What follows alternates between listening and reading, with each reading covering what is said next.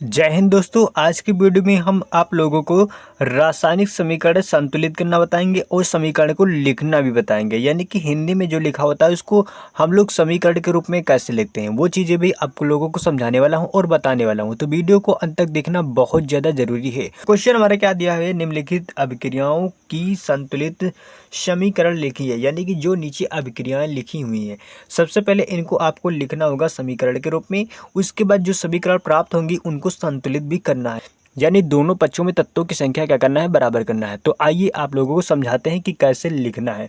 पहला क्वेश्चन है, तनु सल्फ्यूरिक अम्ल दानेदार जिंक के साथ अभिक्रिया करता है। तो पहला क्वेश्चन का आंसर क्या हो जाएगा, पहले क्वेश्चन का आंसर हो जाएगा यानी तनु सल्फ्यूरिक अम्ल। अब तनु सल्फ्यूरिक अम्ल का सूत्र क्या होता है, सल्फ्यूरिक अम्ल का सूत्र होता है यानी कि H2SO4। H2SO4 यानी कि ये क्या है, सल्फ्यूरिक अम्ल का सूत्र है। तनु है तो तनु लिख लीजिए। तो तनु सल्फ्यूरिक अम्ल दानेदार जिंक के साथ अभिक्रिया करता है। तो चलिए दानेदार जिंक के साथ अभिक्रिया हम लोग करा देते हैं। तो ये हो गया आपका जिंक और करा दिया हमने अभिक्रिया। जब दानेदार जिंक के साथ अभिक्रिया हमने करवा दिया, अब क्या बनेगा, तो अब यहाँ पर बनने वाला है, क्या बनेगा देखिए, यहाँ पर H2 को ये विस्थापित कर देगा यानी कि अलग कर देगा। तो यहाँ पर क्या बन जाएगा, यानी कि ZnSO4 यानी कि जिंक सल्फेट बन जाएगा। और क्या बन जाएगा, और बन जाएगा H2 यानी कि H2 गैस यानी कि उड़ जाएगी। ठीक है, तो यहाँ पर क्या बन गया, जिंक सल्फेट प्लस H2 बन गया।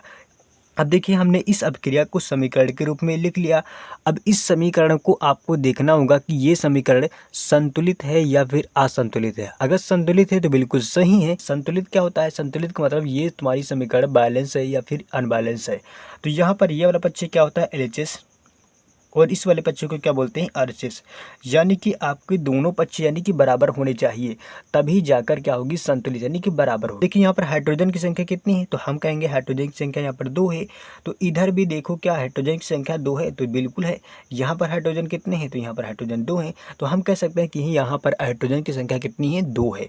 अब यहाँ पर देखेंगे यानी कि S4 क्या होता है, सल्फर है। सल्फर की संख्या इधर कितनी है, तो इधर सल्फर की संख्या है 1, और इधर सल्फर की संख्या कितनी है, तो इधर भी सल्फर की संख्या कितनी है, 1। अब यहाँ पर देखेंगे O4 क्या होता है, ऑक्सीजन। ऑक्सीजन की संख्या यहाँ पर कितनी है, ऑक्सीजन की संख्या यहाँ पर है 4। अब इधर भी आपको देखना पड़ेगा RHS में कि ऑक्सीजन की संख्या 4 है या फिर नहीं, तो इधर भी ऑक्सीजन की संख्या 4 है। अब देखेंगे यहाँ पर जिंक की संख्या इधर कितनी है, यानी कि 1 है। इधर भी देखेंगे कितनी है, तो यहाँ पर भी 1 है। तो हम कह सकते हैं ये समीकरण संतुलित समीकरण है। इस समीकरण में आपको बिल्कुल भी छेड़खानी नहीं करना है। तो आइए दूसरी समीकरण हमारी क्या है, दूसरी समीकरण को हम लोग सोल्व करते हैं। दूसरी अभिक्रिया हमारी क्या है, दूसरी अभिक्रिया को हम लोग समीकरण के रूप में आइए लिखते हैं। तनु हाइड्रोक्लोरिक अम्ल एल्युमिनियम चूर्ण के साथ अभिक्रिया करता है तो क्या प्राप्त होता है। यानी कि यही चीज़ आपको मालूम होना चाहिए कि क्या बनता है। ठीक है, तो आइए देखते हैं, लिखते हैं तनु हाइड्रोक्लोरिक अम्ल। सबसे पहले क्या लिखेंगे, हाइड्रोक्लोरिक अम्ल। तो हाइड्रोक्लोरिक अम्ल का फार्मूला क्या होता है, HCl। क्या होता है, HCl।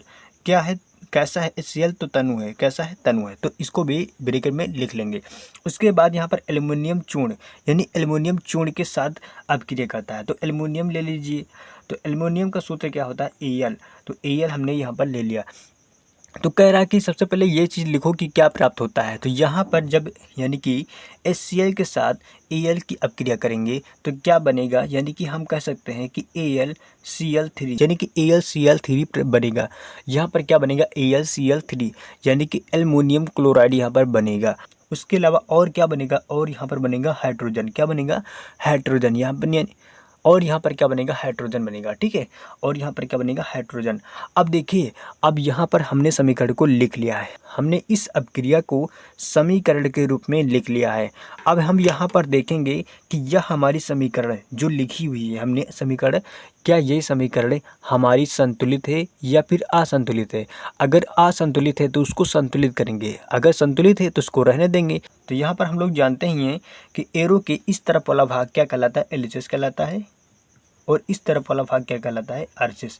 यानी कि RHS यानी कि राइट हैंड साइड। जिधर हम कलम पकड़े हैं ये वाला कौन सा भाग है, राइट हैंड साइड, और ये वाला कौन सा भाग है, LHS, लेफ्ट हैंड साइड।